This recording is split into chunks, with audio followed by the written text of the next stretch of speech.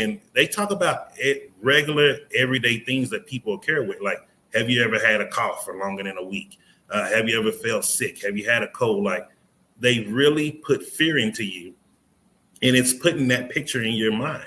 Then it says after that, visualizing is the great secret to success. If you start studying successful people, and here's one of the books I'm actually reading, luckily it's right next to me. It's called Unreasonable Success and How to Achieve It by Richard Koch, or Coach, however you say his name. And it talks about different people in there, from Gandhi to Winston Churchill, Margaret Thatcher. Right now I'm reading on Steve Jobs, Walt Disney's in there. And they talk about how these people achieved great secrets of success, and they visualize themselves doing it. I didn't know it, but Winston Churchill, ever since as a kid, he used to tell people, I'm going to be the prime minister. Like, that's amazing. And he became the prime minister, even when all the odds said he shouldn't be prime minister. And from there, it says the conscious use of this great power attracts to you multiplied resources, intensifies your wisdom, and enables you to make use of advantages from which you formerly failed to recognize.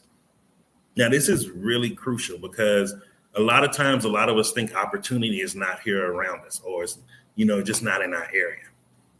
However, we're not usually able to see the opportunity that's laying around us at all times.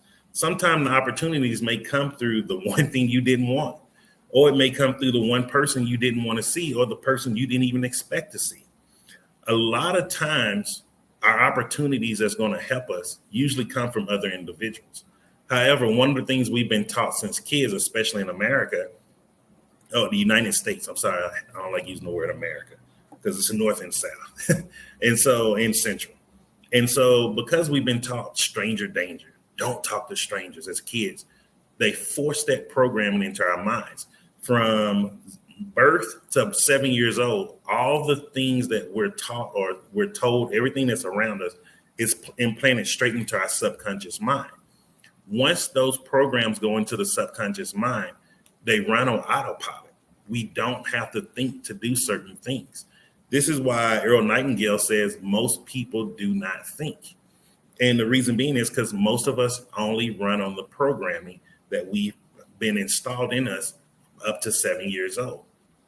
And think about it.